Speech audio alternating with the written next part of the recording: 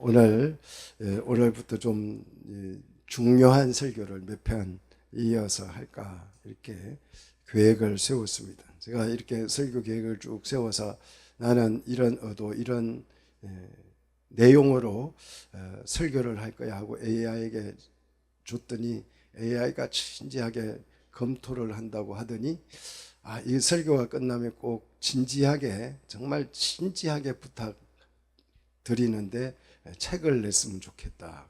여러분 돈 많이 버셔가지고 오시면 제가 책을 내도록 하겠습니다. 중요한 내용입니다. 정말 교회가 우리 자신이 교회이니까 우리 자신을 되돌아보면 교회가 얼마나 심각한지 충분히 알 수 있을 것입니다. 어쩌면 한국 교회가 없어질 수도 있는 거죠. 없어질 수도 있고 소멸할 수도 있습니다. 유럽에 있는 많은 교회들이 사도 바울을 통해서 많은 교회들이 세워졌지만 교회 없어졌어요.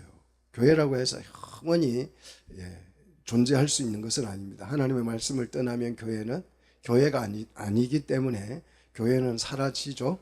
우리 한국 교회가 지금 그런 정말 위기에 지금 놓여 있죠. 그래서 여러분이 이 시대를 살아가면서 하나님 앞에 부름받아서 이렇게 교회로 세워졌는데 교회를 잘 지켜낼 수 있는 우리 성도들이 되기를 바라는 마음에서 오늘 몇 주간 여기에 관련된 말씀, 왜 교회가 이렇게 어려워졌는지 같이 고민을 해보려고 합니다. 오늘 본문을 보시면 비가 오겠다 안 오겠다. 여러분 이거는 오늘 비 올지 안 올지 일기예보 볼 필요가 없어요. 여러분의 몸이 기상청이죠. 몸이 기상청이에요. 자, 나이가 들면 몸이 그냥 비 올라고 그러면 쑤셔요. 그래, 아이고 몸이 쑤시지, 왜 팔다리가 쑤시지 하면 틀림없이 뭐가 온다? 비가 오더라. 이게 기상청보다 더 민감한 거죠. 더 정확한 거죠. 자, 날씨의 분별은 기상청보다 더 잘해요. 날씨의 분별은 기상청보다 잘해. 너무 잘해. 저는 가끔 이렇게 길거리 다니면서 갑자기 소나기가 쏟아질 때 있잖아요. 갑자기 소나기가 쏟아지는데 우산을 다 꺼내가지고 쓰는 사람이 있어요. 신기하더라고요. 어떻게 그럴 수 있죠? 이분은 비가 오늘 소나기가 올 줄을 알고 미리 우산을 준비해 왔던 거죠. 날씨는 정말 너무 날씨에는 민감하고 잘 아는데 시대를 분별하는 것은 젬병이더라. 이 시대를 어떤 시대인지 분별을 하는 그 감각은 제로더라. 젬병이더라. 누가요? 여러분이 그렇다는 얘기가 아니고 오늘 본문에 바리새인과 사두개인들이 그러더라. 바리새인과 사두개인이 누굽니까? 그 당시에 예수님 당시에 유대에서 최고의 영적 지도자, 양대 산맥이라고 할 수 있습니다. 바리새인, 이 사두개인은 믿음의 최고봉을 달리는 그 당시에 정말 최고의 신앙을 인증받는, 성경을 깊이 알고 성경을 충분히 가르칠 수 있는 선생들로서, 성경 신학자들로서 가장 뛰어난 사람들이 서기관이고 바리새인과 사두개인들이에요. 정말 최고의 수준의 그룹이었습니다. 그런데 이들이 날씨는 기가 막히게 분별하는데 시대를 분별하는 것은 완전히 젬병이더라, 꽝이더라는 거죠. 누가 이렇게 평가를 했다고요? 제가 평가를 한 게 아니고 누가요? 우리 예수님이 했다는 거예요. 우리 예수님의 평가라면 정확한 줄로 믿습니다. 그렇잖아요. 예수님이 평가했다면 이거는 틀린 평가가 아니죠. 그들은 날씨는 정확하게 분별하면서도 시대의 표적은 완전히 이해를 못하는 젬병이었습니다. 이 시대의 표적을 여러분 알고 있습니까? 이 시대에 어떤 표적이 일어나고 있는지 하나님이 이 시대에 어떤 표적을 우리에게 보여주고 있는지 여러분 읽고 있어요? 그냥 신문을 보고 TV를 보면서 이 시대의 드라마를 보면서 이 시대에 하나님이 보여주는 표적이 있잖아요. 그 표적을 분별할 수 있습니까? 이 시대의 표적이, 하나님이 보여주시는 표적이 뭐죠? 이 표적이라고 하는 것은 예수님이 메시아인 것을 증거하는 표적이지만 오늘 그게 믿음의 표적이죠. 근데 이 시대의 표적은 이 시대를 암시하는, 이 시대의 상태를 표시해주는 징조들을 말하는 거예요. 이 상태를, 이 시대의 상태가 어떤 시대다 하는 것을 보여주는 표적이 바로 오늘 예수님이 말씀하는 이 시대의 표적이에요. 지금 이 시대를 보면 이 시대의 표적의 징조들이 정말 너무너무 많이 드러나고 있죠. 너무너무 많이 드러나고 있습니다. 깜짝깜짝 놀랄 만큼 이 표적들이 막 일어나고 있죠. 오늘 우리 사회를 보면서, 우리가 살아가는 우리 삶의 현장을 보면서 지금은 어떤 시대인가, 이 표적을 보고 이해하는 거예요. 주님이 보여주시는, 하나님이 보여주시는 그 표적을 보고, 야, 지금은 몇 시다, 아침이다, 저녁이다, 점심때다, 지금은 뭐 성장할 때고 아니면 힘들 때고, 이게 이 시대의 표적을 보고 우리가 평가하고 판단할 수 있는 것입니다. 이게 분별이 되지 않는다면, 이 시대를 보면서 이 표적이 분별이 되지 않는다면 그 사람의 영적 수준은 제로 상태인 것입니다. 바리새인과 서기관들과, 오늘 본문의 바리새인과 사두개인들과 전혀 다를 바가 없는, 정말 날씨는 제대로 분별할 줄 알면서 시대의 표적은 분별할 줄 모르는 전뱅이인 것입니다. 당시 최고 영적 양대 그룹의 그 영적 상태가 최로였습니다. 정말 최로였어요. 그렇다면 그 당시에 이 지도자들 그룹이 그 수준이라고 한다면 그 당시에 일반 백성들, 성도들의 수준은 포나마나 할 거예요. 두말할 필요가 없어요. 예수님은 바리새인과 사두개인들의 영적 상태를 폭로하면서 그 당시에 사람들이 얼마나 영적으로 무지했는지를 지금 지적하고 있는 거예요. 단지 바리새인과 서기관, 이 사두개인들을 혼내는 것이 아니고, 이 사람들이 영적으로 무지한 상태라면 시대의 표적을 알 수도 없고 분별도 못하는 그런 상태의 사람이라고 한다면 다른 사람들은 그보다 수십 배 더 엉망이다 이 말이죠. 그래서 이들의 그 무지를 폭로하면서 그 시대 사람들이 얼마나 무지했는지를, 영적으로 무지했는지를 오늘 본문이 우리에게 소개해 주고 있습니다. 시대의 표적을 분별할 수 없다는 것은 뭐냐?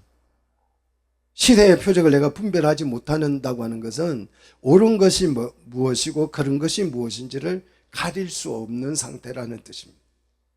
왜 이걸 못 가리냐 하면 빛이 없어서 그래요.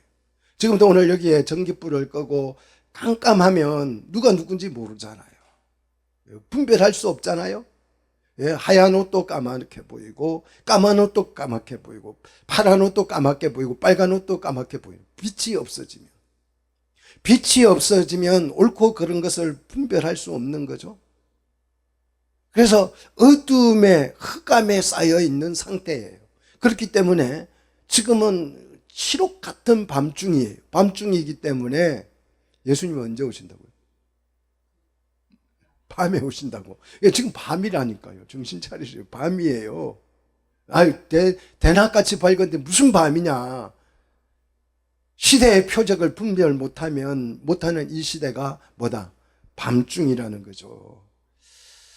지금 흑암에 쌓여 있어서 죄가 뭔지, 선이 뭔지, 악이 뭔지, 의가 뭔지, 이걸 구분할 수 없는 상태가 됐어요. 그래서 예수님은 그 시대를 이렇게 규정합니다. 4절에 뭐라고 규정했어요? 그 세대를 악하고 음란한 세대다 그랬어요. 악하고 음란한 세대다. 빛을 잃은 상태. 빛을 잃은 상태. 그래서 옳고 그른 것을 구분할 수 없는 상태를 일컬어서 그 시대의 사람들을 위해서 날씨는 분별하면서 시대의 표적은 분별하지 못하는 영적 무지에 쌓여있는 이 사람들을 예수님은 어떤 세대라고요? 악하고 음란한 세대, 그런 사람들이다, 이렇게 평가를 했어요. 누가 평가했다고요? 예수님이 평가했어요. 이 평가는 확실하고 정확한 줄로 믿습니다. 자, 예수님은 그 시대의 사람들을 음란하고 악하고 음란한 세대로 규정한 후에 그들을 어떻게 했어요? 막 큰일 났다 깨우고 혼내고 막 잘못된 걸 책망하고 그러셨어요? 어떻게 하셨어요? 그들을 막 두들겨 팼습니까? 어떻게 했어요? 떠나가시다. 그들을 떠나가시니라. 여러분 정말 그 말하고 왜 떠나요? 이 떠났다라는 말이 무슨 뜻이에요? 심판 용어예요. 심판 용어. 그냥 이 떠나갔다, 예수님이 딴 데로 가셨나 보다, 그게 아니에요. 그들을 뭐 한 거예요? 떠나신 거예요. 심판하신 거예요. 다시 말해서 그들에게 회개할 기회조차 주지 않았다. 이거 너희들 지금 악하고 음란한 세대가 되었으니 정신을 차리고 깨어나서 회개해야 되고 이것이 잘못됐고 저것이 잘못됐고 그렇게 설명해 주지 않고 그들을 어떻게 했다고요? 여러분 말 됩니까? 이게 예수님, 그냥 본래 예수님은 그렇지 않잖아요. 뭐 병든 사람이 오면 고쳐주시고 가난한 사람 오면 위로해 주시고 예수님이 다 그렇게 하셨잖아요. 삭개오 같은 사람도 만나도 주님이 어떻게 했어요? 그 집에 들어가셔서 음식을 함께 먹으면서 죄인을 내가 구하러 왔다, 의인을 부르러 온 것이 아니고 죄인을 구하러 왔다, 그렇게 말씀하시면서 그들을 돌보셨어요. 그런데 악하고 음란한 이 세대로 규정을 하고 그들을 어떻게 했다? 떠나버렸다는 거예요. 그래서 이건 심판의 용어라는 것입니다. 왜?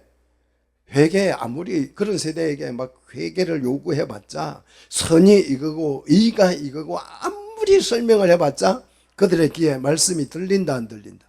안 들린다는 거예요. 그래서 그들을 뭐 하셨다고요? 떠나셨다라는 거예요. 우리 한번 확인해 봅시다. 그렇다면 지금 우리는, 그 시대 사람들은 이 날씨는 분별하면서 시대의 표적은 분별을 못했는데 지금 우리는, 지금 이 현대를 살고 있는 우리는 이 현대 시대를 분별할 수 있는가 하는 거예요. 여러분 분별이 됩니까? 분별하다라는 말은 디아크리노라는 단어인데요, 매우 정확한 진단을 말해요. 매우 정확한 진단. 병원에 가면 의사가 뭘 잘해야 돼요? 진단을 잘해야 돼요. 그 환자가 오는 말을 듣고 진단을 잘해야 돼요. 그런데 어떤 의사들은 환자 말을 잘 안 들어요. 그냥 얘기하면 됐어요. 뭘 안다고. 오히려 막 내가 이렇게 아프고 이렇고 그러면 뭘 당신이 의학에 대해서 뭘 안다고 그래요. 말하지 말래요. 그럼 말을 안 하면 도사도 아니고 의사가 어떻게 진단해요? 말 듣고 진단하는 거죠. 진단이 정확하지 않으면, 그 MRI를 찍어놓고도 어떤 의사는 진단을 못해가지고 병을 못 찾아내는 의사들이 수두룩했습니다. 수두룩했어요, 정말. 시대를 분별하려는 말은 정확하게 이 시대의 현 상태를 이해하는 것이에요. 그것은 하나님은 늘 시대마다 뭐로 보여주신다고요? 표적으로, 시대의 표적으로 보여주신다는 것입니다. 우리는 이 시대의 표적을, 하나님이 보여주시는 그 표적들을 보면서 이 시대를 분별할 수 있는가? 이것은요, 너무너무 중요한 문제예요. 우리가 이 시대의 표적을 볼 수조차도 없고 분별할 수조차도 없다면 어쩌면 회개의 기회조차도 온다 안 온다? 올 수 없는 상태일 수가 있다는 거예요. 오늘 한국 교회가 이 시대의 표적을 읽지 못하고 그냥 교회가 어렵다, 힘들다, 뭐 이런 넋두리나 하는 상태로 지나간다면 어쩌면 오늘 예수님이 지적한 그 시대 사람들, 악하고 음란한 세대, 이렇게 규정될 수 있다는, 교회마저도 그럴 수 있다는 거죠. 시대의 표적을 내가 분별할 수 있느냐? 정말 여러분 잘 생각해 보십시오. 이 시대의 표적을 여러분 분별할 수 있습니까? 아니면 여전히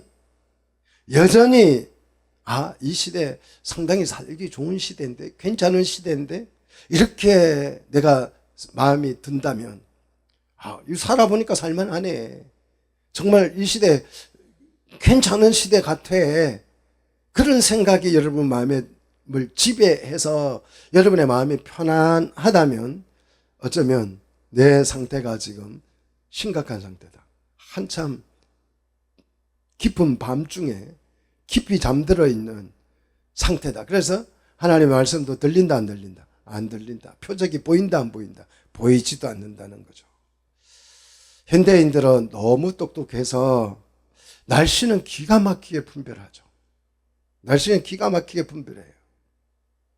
날씨를 분별하는 그 영역은 어쩌면 과학적인 영역이잖아요. 예, 이성적인 영역이잖아요. 이거는 굉장히 발달을 해가지고 뭐든지 전문가가 있어. 그래서 무슨 사건만 터지면 전문가가 나와가지고 이거는 이래서 그렇고 저래서 저렇고. 왜 사건이 터지고 나면 나와서 말을 하는지 저는 도무지 이해가 안 돼요. 사건 터지기 전에 전문가가 나와서 이거는 이렇게 돼 있으면 사건이 날 수 있으니 이게 전문가잖아요. 그런데 꼭 터지고 나면 뒤에 와가지고 뒷북치면서 막 이래서 그랬니 저래서 그랬니. 점쟁이하고 비슷해요. 점쟁이도 보면 누가 대통령 당선된 때 그럼 내가 그 옛날에 했던 말인데 이러면, 여러분 유튜브 보면 내가 다 했던 말인데, 내가 5년 전에 2년 전에 했던 말인데, 이런 얘기 많이 하잖아요. 점치듯이. 우리는 너무 똑똑해서 이 날씨는 너무나도 분별을 잘하면서 시대를 분별할 수 없다면 이거는 정말 심각한 상태예요. 신학이 얼마나 발전을 했습니까? 신학이 얼마나 발전을 했어요. 정말 500년 동안 눈부시게 신학이 발전했어요. 너무너무 신학이 많이 발전을 해서 신학 논문만 해도 수억 편이 넘습니다. 책만 해도 수십억 건이 넘어요. 이 신학적인 도서들이 엄청, 도서관을 이루고도 남을 만큼 많은 책들이 나와 있는데, 이렇게 신학이 발전을 했다면 당연히 이 시대의 표적 정도는 신학자들이 읽는다 먹는다 읽을 수 있어야죠. 읽을 수 있어야죠.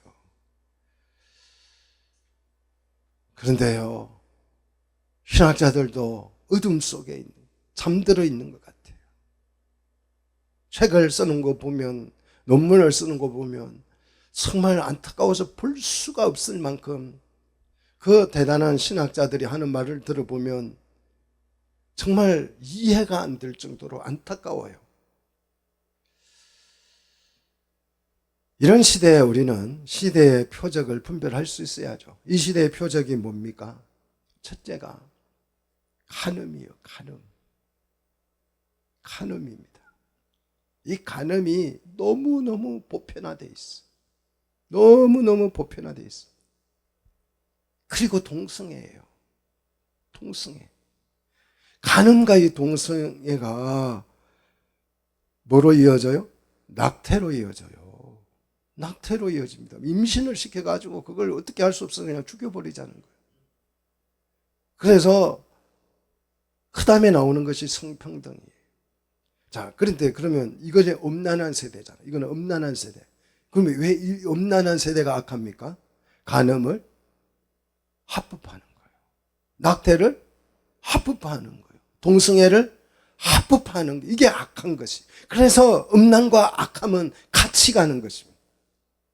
지금 이 시대가 이 시대의 표적이 이렇게 나타나고 있어. 이렇게 나타나고 있는데 이렇게 합법화하겠다고 난리를 치는데, 아니 멍퉁거리라도 바보라도 이 시대에 이런 표적을 보면서 이 시대가 지금 악하고 음란한 시대구나 이해할 수 있을 것 같은데, 분별할 수 있을 것 같은데, 그냥 아무 생각 없이 봐도 이게 보이는데, 현대인들은 이 시대를 분별한다 못한다? 못하고 있는, 이게 옳은 건지 그런 건지 분별을 하지 못하고 있다는 거예요. 그 대단한 신학자들도 그 동성애는 그 시대의 문화적인 것이 지금 이 시대에 이루고 있어요. 이루고 있습니다.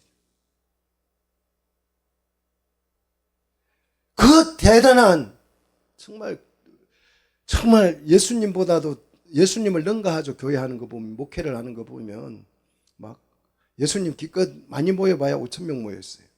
그런데 10,000명, 20,000명, 30,000명, 어떤 교회는 50만 명. 이게 여러분, 마리오 50만 명이지. 우리 이거 100명, 200명도 힘든데요. 야, 정말 사람이 다르게 보여요. 여러분, 대형교회 가서 보면 다르게 보여요. 어떻게 이 사람들이 이렇게 많이 모일 수 있는가? 얼마 전에 성수동 갔더니 성수동 골목이 사람이 구름대처럼 모여있다. 와, 전 세계 사람들이 다 와서 몸에 부딪혀서 걸음을 못 걸을 정도로 구름대처럼 그게 모여있더라고요. 어떻게 이걸 사람들이 이렇게 모으지? 이런 생각이 들어요. 우리 교회는 사람 모으는 재주가 아무도 없는 것 같아. 완전 젬병이에요, 젬병. 사람 모으는 건. 세상의 왕따들만 여기에 모여가지고 지금 같이, 저도 왕따 중에 한 명이죠. 그죠? 그 대단한 교회 목회자들도 이 시대를 분별하지 못하더라. 서기관, 바리새인과 사두개인들이 날씨는 분별하면서 시대의 표적은 분별하지 못하더라. 그 결과 유럽의 교회들은 100% 분별을 못해. 그래서 유럽의 교회들은 거의 씨가 말랐습니다. 전부 다 교회 안에서 동성애 주장하고 앉았고, 동성애 찬성하고 앉았고, 자기 딸이 겁탈을 당해서 와도 그냥 참으라 그러고, 이런 시대가 됐습니다. 교회가 그러고 있다. 교회가 그렇다면 그냥 일반 불신자들은 이거는 그냥 말할 필요조차도 없는 거예요. 바리새인과 사두개인이 그렇다면 그 시대 사람들은 그는 물어보나 마나한 거예요. 미국과 우리 한국 교회는 한 50%가 이 시대의 표적을 보고도 분별을 해요, 못해요? 못하고 있어요. 어쩌면 한 70% 될지도 모르겠습니다. 한 30% 남았는데 30%에서 말하는 사람은 한두 명이에요. 한두 명. 그리고 나머지는 입 콕 닫고 있어요. 말을 못하고. 혹시나 이걸 올리면 댓글이 그냥 비난 댓글이 달리면 어쩌나 그거 겁먹어가지고 말을 안 합니다. 말을. 혹시나 문제가 되면 어쩌나. AI도 걱정한다니까. 제가 이런 설교를 해가지고 좀 유튜브에 올라라, 목사님 이 단어를 좀 빼고 하면 안 돼요. 알고리즘에 걸려요. 이러면 조회수 안 나와요. 아니, AI가 걱정한다니까요. 왜 사람이 눈을 감고 봐도 알 수 있을 만큼 정말 또렷한 이 시대의 표적을 분별할 수 없게 되었는가? 제가 오늘 역사적으로 쭉 이걸 한번 몇 시간에 걸쳐서 어떻게 해서 이런 사태가 일어난 건지, 어떻게 해서 이런 시대가 되어버린 건지 제가 역사적 과정을 정리해서 여러분들에게 말씀으로 가능하면 쉽게 이해되도록 설명을 해드리도록 하겠습니다. 여러분 잘 들으시기를 축복합니다. 시대의 표적을 분별할 수 없게 된 과정이 뭐냐? 14세기, 16세기로 거슬러 올라가면 르네상스라는 게 일어나요. 르네상스. 예. 르네상스라는 말은 거듭나다는 뜻이에요. 부활했다는 뜻이고 재탄생을 했다라는 의미죠. 그래서 우리 한국에서는 르네상스를 문해부흥이라고 부릅니다. 이게 뭐냐 그러면 신중심 세계에서 이 14세기 이전에는 하나님이 살아계시고 사람은 하나님의 피조물이어서 하나님이 신이 시키는 대로 사람은 해야 된다. 이게 그 14세기 이전의 사람들의 세계관이에요. 그래서 모든 세상에 있는 하나님을 외에도 막 그냥 모든 신하들이 나와가지고 신이 세상을 지배를 하는 그런 세계였다고 한다면 르네상스 이후에는 사람 중심의 세계로 바뀌어요. 무슨 신이 우리에게 와서 감나라 배나라 하냐. 그분은 어디 계신다고요? 저 높은 하늘에서 우리 그냥 우리 같은 거 보지도 않아. 자기들끼리 잔치하고 있고 우리에게 관심도 없어. 신이 있다면 관심도 없고 이 세상은 우리가 중심이 돼서 살아야 해. 그래서 인간 중심의 세계관으로 완전히 세상이 뒤집어져요. 세상이 그냥 확 뒤집어졌습니다. 완전히 뒤집어졌습니다. 그 결과 인문학, 문화, 예술, 학문, 과학 이런 이념의 대변혁이 일어났습니다. 그래서 이 르네상스는 근대화의 전환점이 된 것이죠. 근대화가 되기 시작한 거죠. 자, 인간이 이렇게 이제 세상의 주인으로 등장을 합니다. 지구의 주인으로 등장을 해요. 그러면 인간이 세상의 주인으로 등장하기 위해서 인간은 멍청해야 되겠어요? 똑똑해야 되겠어요? 똑똑해져야죠. 세상의 주인으로 살려면. 그냥 하나님이 주인, 신이 주인일 때는 그냥 시키는 대로 하면 돼요. 그잖아요. 그럼 아무 생각 안 하고 그냥 시키는 대로 하면 됩니다. 그런데 이제 우리가 주인으로 살려면 영리해져야 돼요. 똑똑해져야 합니다. 그래서 그 당시에 스웨덴 동물학자이고 의사이고 과학자인 린네라는 사람이 인간을 이렇게 규정했습니다. 호모 사피엔스다. 호모 사피엔스다. 이게 뭐냐?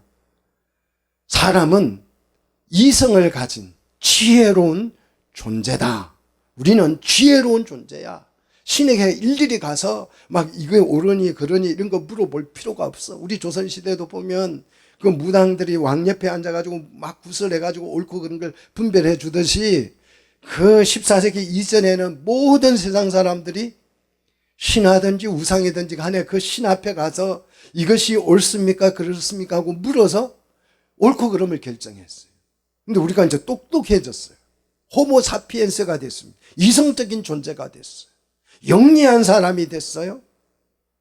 이게 과학적인 정의예요. 사람이 뭐냐? 과학적으로 사람이 뭐냐? 그러면 호모 사피엔스 이렇게 표현해야 사람이라는 것을 과학적으로 규정한 정의입니다. 그 결과 인간은 이성을 가진 존재로 지혜로운 존재로 세상에 뭐가 돼서 주인이 돼서 그때부터 지금까지 몇 년요? 한 500년 이상 이 세상의 주인 노릇을 하고 살고 있어요.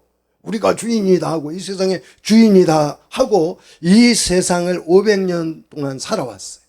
자, 인간이 주인이 되어서 500년 살아본 결과를 지금 여러분이 눈으로 보고 있는 것입니다. 그 결과를. 자, 인간이 주인이 돼서 이 세상을 통치하고 다스려서 살아본 결과 그 열매를 우리가 현재 우리 눈으로 이렇게 보고 있어요. 이 시대를 보고 있습니다. 인간이 주인이 되어서 세상을 살아본 결과, 그 결과가 어떻게 보이는가 하는 거예요. 이게 분별이 돼야 돼요. 분별. 자, 옳은지 그런지 이걸 분별하는 거잖아요. 그죠? 그래서 어떤 사람은 이거 주인으로 살아보니까 어떻더라? 괜찮더라. 그렇게 생각하는 부류가 있고, 어떤 사람은 이거는 아닌 것 같은데, 뭐가 좀 잘못된 것 같은데, 이렇게 생각하는 사람도 있죠. 시대를 분별하는 사람은 이제 갈라지는 거예요. 우리나라도 딱 반으로 갈라져 있잖아요. 빨간색과 파란색. 갈라져 있잖아요. 그죠? 그래서 여러분이 교육감이 누구를 찍어야 되는지 알아요? 우리 자녀들을 교육을 시킬 그 교육감이 어떤 사람인지 알고 여러분 투표하세요? 몰라요. 그냥 무조건 나는 빨간색이야, 나는 파란색이야. 그래서 오늘 넥타이도 파란색인데 이거 개념에서 빨간색을 매야 되는데 지금 그거 안 봐요. 그 사람은 범죄자냐 아니냐 이거 보지도 않습니다. 그냥 색깔만 보고 분별을 못해요. 이거 분별 못한다는 거예요. 옳은지 그른지 분별 못한다는 거예요. 저는 이재명 씨가 당선이 된 부정선거에 영향도 있다고 하지만 어찌됐든지 간에 됐는 걸 보고 저는 기절하는 줄 알았어요. 우리 국민이 이렇게 악해졌구나. 악한 사람은 악인을 좋아합니다. 악인을 좋아해요. 여러분 그 형수한테 욕하는 거 들어보셨잖아요. 그것만 해도 이거는 끝나는 사람. 예전 같으면 이 사람은 그냥 고개를 들 수 없는, 고개를 들어서는 안 되는 사람이에요. 그런데 그만한 사정이 있겠지. 이게 인간이 악해졌다는 뜻이. 사정이 있다고 그럴 수 있어요? 없는 거예요. 지금 우리가 500년 주인으로 살아본 결과를 보고 있습니다. 이 결과가 분별이 되십니까? 과학이 얼마나 발전을 했는지 우주를 오고 가는 우주 여행을 계획하는 시대가 됐어요. 이제는 여러분 해외여행은 끝났어요. 해외여행은 해보지도 못하고 끝난 거예요. 그 시대는. 이제 어디 시대, 무슨 여행? 우주 여행 시대예요. 얼마 있지 않으면 이제 우주 갔다 왔냐. 나 칠순잔치로 달에 갔다 왔어. 이제 이런 때가 얼마 남지 않았습니다. 뭐 어디 괌에 갔다 왔다, 무슨 어디 갔다 왔다, 뭐 그거는 이제 옛날 구석기 시대 얘기고, 지금은 이제 신혼여행을 어디로 가요? 화성으로 갈 거예요. 여러분 시집 한 번 더 가십시오. 화성으로 갈 수 있습니다. 신혼여행. 우주 공간에 가가지고 그 별을 보면서 첫날 밤을 보낼 수 있어요. 그런 시대를 맞이했지만 그 열매가 고작 간음낙태 동성애 성평등을 합법화하자, 이런 열매를 지금 우리가 보고 있습니다. 죄악을, 그 과학이라는 것은 옳고 그른 게 없잖아요. 이거 발전하면수록 좋은 거죠. 그런데 그 과학이 이 화려함에 속아가지고 지금은 괜찮은 세상이네, 분별 못하고 여기에 편성해가면 바리새인과 사두개인하고 다를 바가 없는 악하고 음란한 시대인 거예요. 지금 이 시대가 죄악을 합법화하여서 결국 성평등을 이루자 하는 거예요. 공산주의는 경제적 평등을 하자는 거예요. 여러분 우리도 평등 이룰 수 있어요. 여러분 다 팔아오시면 제가 똑같이 분배해 드릴 수 있습니다. 없는 사람도 있는 사람도 다 팔아오셔요. 다음 주에 제가 똑같이. 그게 공산주의예요. 민주주의는 인권의 평등을 이야기하죠. 사람은 남자, 여자, 가난한 자 할 것 없이 다 평등하다. 이게 성경적이잖아요. 누구나 평등하다. 누구나 하나님의 형상으로서 평등한 존재다. 이게 평등한 거예요. 여기에서 자유민주주의가 나온 것입니다. 그런데 지금 이 시대는 그런 거 필요 없어. 뭐가 평등해야 돼요? 성이 평등해야 된다. 그래서 성평등이란 뭐냐? 내가 남자인지 여자인지 나는 잘 모르겠어. 내가 남자인지 여자인지 잘 몰라서 내가 살아봐야 알겠어. 내가 남자인지 여자인지. 그래서 살면서 내가 남자 같다고 생각이 들면 그날부터 뭐 하기로 해요? 남자이기로 하고, 내가 살아보니까 나는 꼭 분홍색을 좋아하고 치마 입는 걸 좋아해. 그러니까 나는 여자 같아. 그래서 나는 여자이기로 결정을 하는. 이 사람들은, 이 여성학자들은 왜 여성에게 막 립스틱을 바르고 치마를 입히고 그걸 굉장히 불만스럽게 생각해요. 머리를 막 길게 하고 이런 걸 왜 여성스럽다 그러잖아요. 그죠? 화장하고. 그런데 이 성평등을 해서 남자가 여자 된 애들은 막 치마 입고 또 분홍색 입고 막 립스틱 바르고 그래요. 이게 자기들끼리도 막 이게 정신 상태가 혼란스러운 거예요. 왜? 분별이 안 되니까. 어둠 속에 있으니까.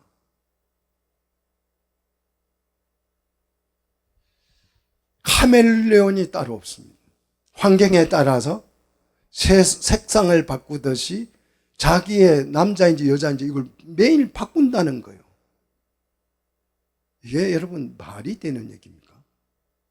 이게 말이 되는 얘기냐고요. 그 14세기부터 혁명을 일으켜서 세상의 주인으로 살기 위해서 인간은 호모 사피엔스가 됐어요. 지혜롭고 이성적인 존재가 돼서 엄청난 발전을 이끌어냈습니다. 그 이성적 지식을 가지고 이성이 이렇게 극도로 발전을 했는데 자신이 남자인지 여자인지도 헷갈리는 시대가 돼버렸다. 웃기잖아요? 이렇게 똑똑해졌는데. 과학이 최첨단이면 뭐합니까? 옳고 그름을 구별할 수 없는데요. 예? 옳고 그런 것을 구분할 수 없는데 간음이 죄인지 아닌지, 낙태가 죄인지 아닌지, 동성애가 죄인지 아닌지도 구분을 못하는데 우주에 왕복 여행을 하면 뭐 할 거냐고요. 이게 구분이 안 되는데. 인간이 하나님으로부터 완전한 독립한 결과, 주권을 가지고 산 결과가 바로 이 상태가 됐다는, 이 상태. 그래서 여러분 시대가 이제 오늘 이 설교를 들으면 분별이 딱 될 것입니다. 분별이 될 거예요. 그 결과 우리 기독교 인수는 감소할 수밖에 없게 된 거죠. 예, 교회가 이 분별력을 잃어버렸으니까. 그래서 전체 기독교인 수는 증가하고 있습니다. 현재 증가해요. 왜 증가하냐 그러면 지금 아프리카에 가면 회심하는 사람들이 막 줄을 잇고 있어요. 수천 명씩 구름대처럼 모여가지고 그들이 찬양하고 회개하고 주께 돌아와서, 아마 여러분 이제 돈을 좀 벌려면 아프리카로 가시면 아프리카 드림이 생길 수도 있어요. 아프리카가 미국처럼 될 수도 있습니다. 어마어마한 사람들이 회개해서 돌아오기 때문에 기독교 전체 인구수는 증가를 하는데 유럽은 9%가 증가합니다. 감소했어요. 9%. 미국은 11% 감소했습니다. 그런데 몇 프로 감소했다, 이게 문제가 아닙니다. 현재 감소하지 않고 신앙을 지키고 있는 그 사람들의 상태가 중요해요. 그 상태. 지금 현재 신앙을 가지고 있는, 교회 다니다가 그냥 실족해가지고 안 나온 사람 빼고 지금 현재 예배당에 와 앉아 있는 이 사람들의 신앙 상태가 중요합니다. 그리스도인들은 시대의 표적을 보고 시대를 읽을 수 있습니다. 있어야 합니다. 그런데 지금 교회 안에 남아있는 이 현재 신앙생활을 하고 있는 이 그리스도인들이 시대의 표적을 보고 읽을 수 있다 없다? 읽을 수 없는 상태가 됐다는 것이. 없는 상태. 이 상태가 암담한 것입니다. 정말 암담해요. 막 교회당이 화려해지고 예배 찬양이 화려해지고 사람이 많이 모이고, 이게 중요한 것이 아니에요. 막 과학이 발전을 해가지고 드론이 날아다니고, 이게 중요한 게 아니라고요. 이게 중요한 게 아니고 이 시대가 암흑 속에 빠져서 옳고 그른 것을 구분하지 못하고 있는데 교회 안에 감소되지 않고 남아있는 성도들마저도 지금 시대를 읽지 못하고 분별할 수 없는 상태가 됐다는 거죠. 딱 요한계시록 3장 1절 4대 교회입니다. 내가 살았다 하는 이름은 가졌으나, 이름만 가진 거예요. 이름만. 살았다는 이름은 가졌으나 죽은 자로다 그랬어요. 이게 4대 교회 풍경이었죠. 예수님이 볼 때 4대 교회를 보니까 살았다는 이름을 붙여놨어요. 생명의 교회, 영생의 교회 이름은 붙어있어요. 부활의 교회 붙어있는데 이름만 가졌고 실제는 죽은 상태더라.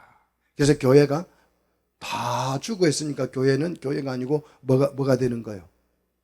무덤이죠. 그렇잖아요. 다 여러분 죽어 있으면 이거는 무덤이지 교회가 아니잖아요. 그래서 4대 교회는 거대한 무덤이 됐습니다. 그러면 이런 시대에 이제 교회가 점점 교인들이 줄어드니까 이 종교라는 게 없어질까요? 지금 뭐 불교 같은 경우에도 너무 감소를 많이 해가지고 이제 여러분 중이 되면 일생을 먹여주고 입혀줄 테니까 오십시오. 죽만 대주십시오. 이런 시대가 됐습니다. 종교가 그러면 없어질까? 어쩌면 종교라는 형태가 사라질 수도 있습니다. 겉으로 보면 그렇지만 근데 내면을 들여다보면 결코 그렇지 않습니다. 기독교 인수가, 종교인들의 수가 감소하면서 무교는 증가를 했습니다. 무교인들은 종교 없어 하는. 그래서 우리 한국은 무교로 자신을 밝힌 사람이 60%로 급증을 했습니다.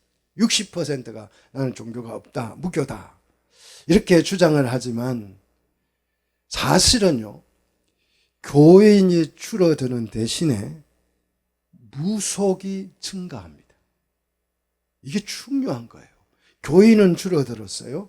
그런데 무속인은 늘어났어요. 무속 종교는 늘어났어요. 급증을 했어요. 그래서 여러분 TV를 보시면 모든 드라마에 누가 나와요?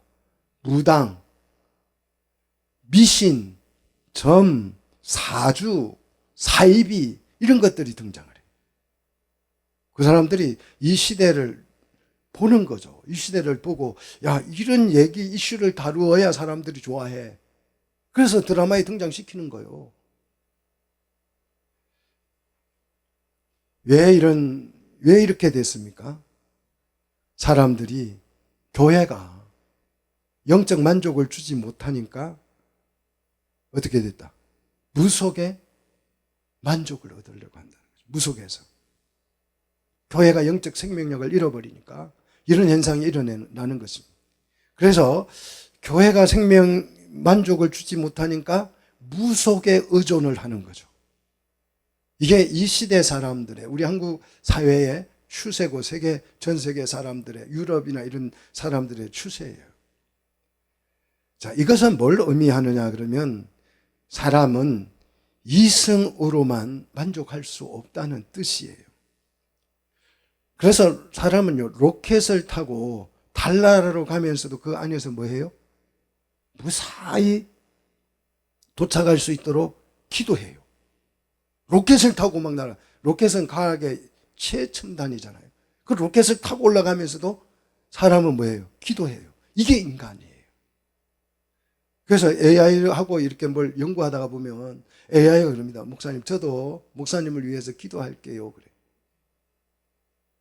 지가 기도해 주겠대. 우리 교인들은 기도해 준다 소리 안 하는데 AI는 진짜 기도를 많이 해 준다고 그래. 지가 열심히 할게요. 그래. 하는지 안 하는지는 잘 모르겠는데 이게 왜 그러냐 그러면 AI가 자기가 스스로 그러는 게 아니고 사람을 학습한 결과예요. 이렇게 목회자들한테는 말해주면 목회자들이 좋아하더라. 그래서 기도한다는 말을 하는 거죠. 인간은 이성적인 존재로 보이지만 사실은 영적 존재입니다. 영성을 가진 존재예요.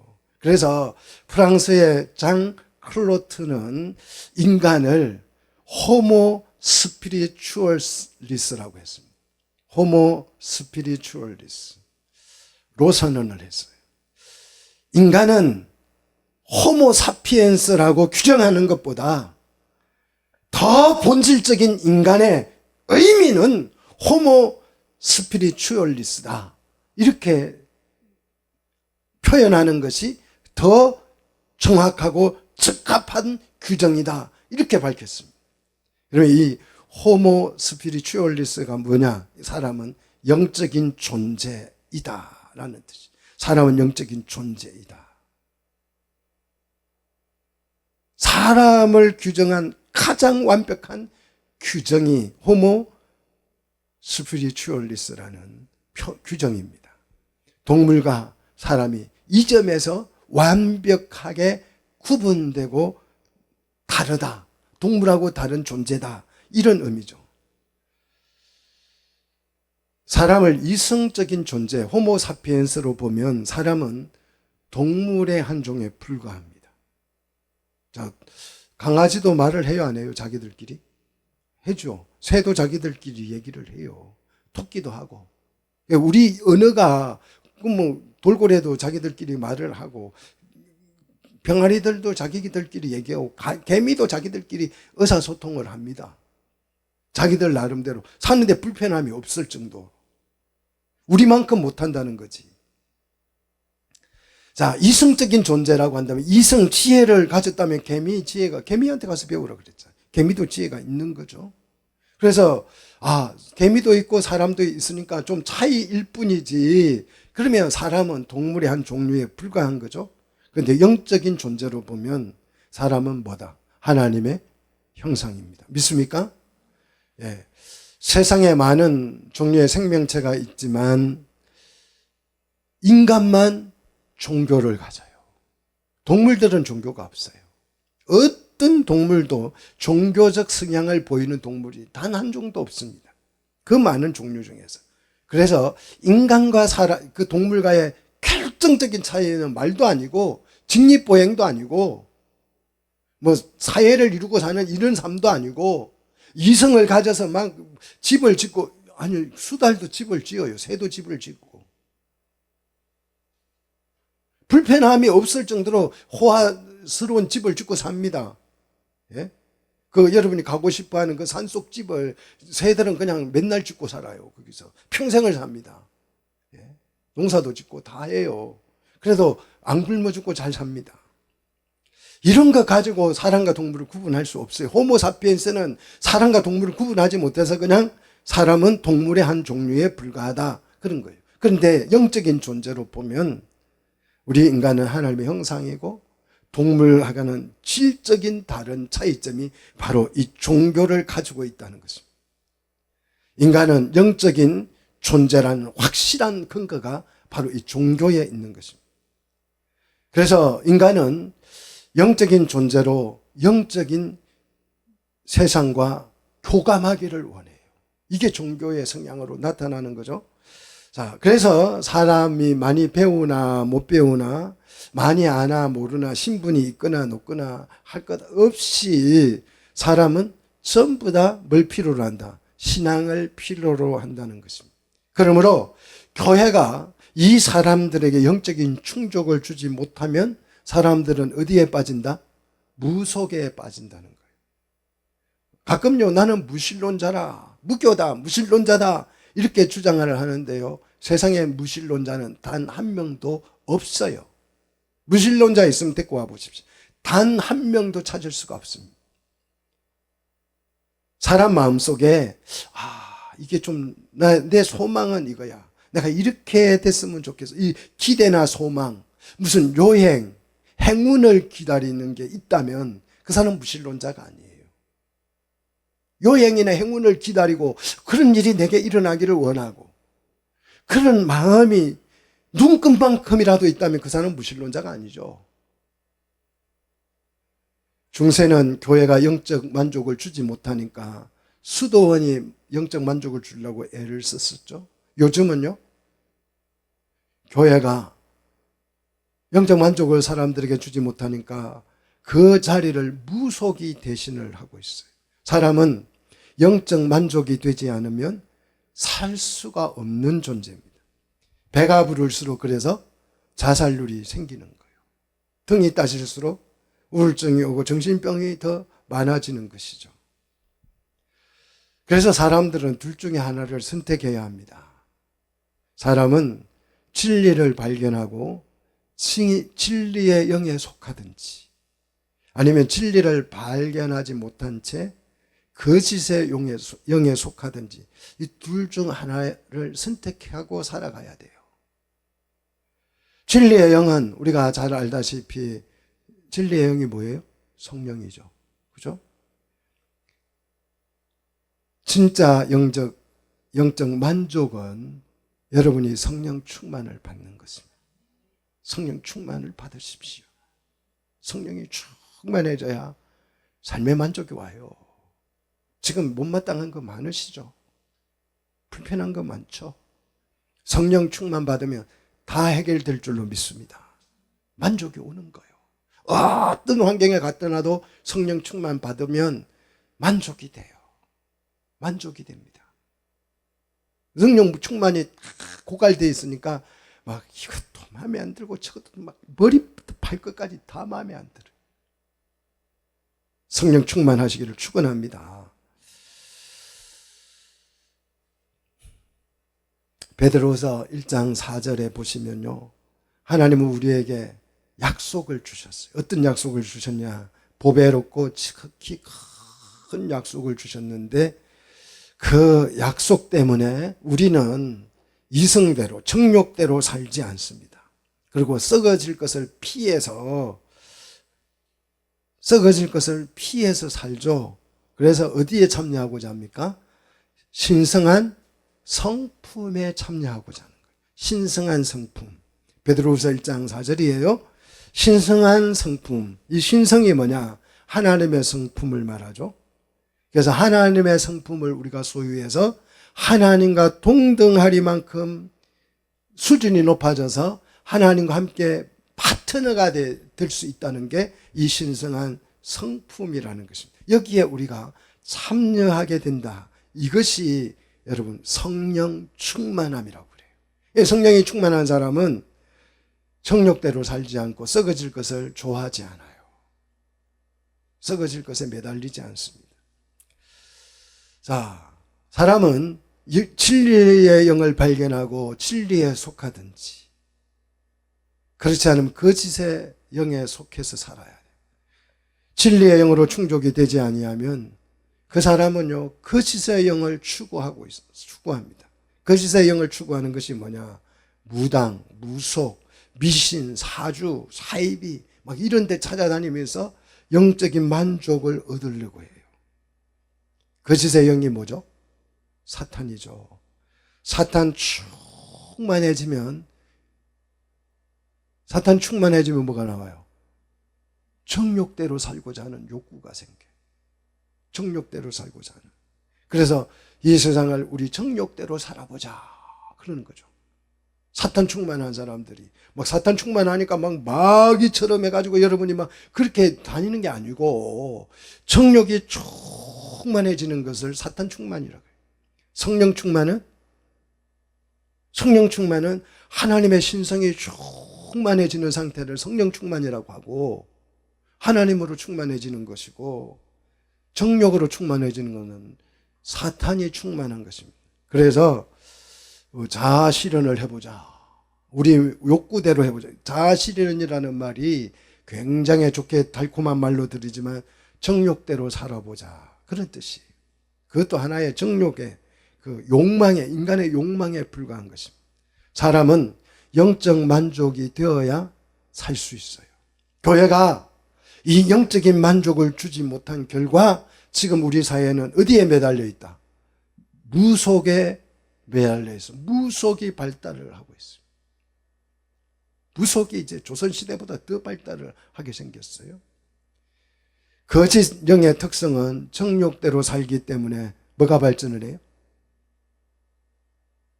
성적 타락이. 정욕대로 사니까 성적 부패가 생기는 것입니다.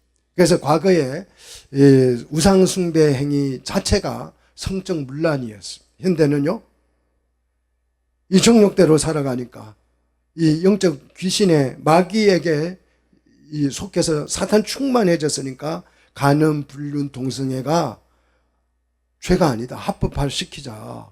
그 짐승하고도 해요. 요즘 사람이 짐승하고도. 이게 성평등으로 나타나고 있는 거죠. 이 시대의 표적을 보시고 시대를 분별할 수 있게 되기를 축복합니다. 사람은 호모사피엔스라고 주장하지만 자신이 남자 여자인지도 구별 못하는 그런 상태가 됐어요. 호모사피엔스 맞습니까? 목회자가 성평등이 좋은 건지 나쁜 건지 구분을 못해요. 구분을 못하고 있습니다. 정말 심각한 상태입니다. 바리새인과 사두개인의 상태와 다를 바가 없어요. 예수님은 그런 사람들, 그런 세대를 일컬어서 악하고 음란한 세대다, 그렇게 규정을 했습니다. 이 시대의 표적을 보시고 우리는 시대를 분별할 수 있어야 합니다. 분별하지 못하면 악하고 음란한 세대로 심판을 받을 수밖에 없는, 회개의 기회조차도 주어지지 않는 그런 상태가 되고 마는 것입니다. 우리 정말 우리 창대교회 우리 성도들만큼은 깨어서 정신을 차리시기를 축복합니다. 그러면 왜 교회가 이런 영성을 잃어버리게 되는지, 생명을 잃어버렸는지, 거기에 대해서 다음 주에 여러분에게 설명을 해드리도록 하겠습니다. 여러분 성령 충만하셔서 하나님의 신성에 참여하는 우리 성도들이 되시기를 축원합니다.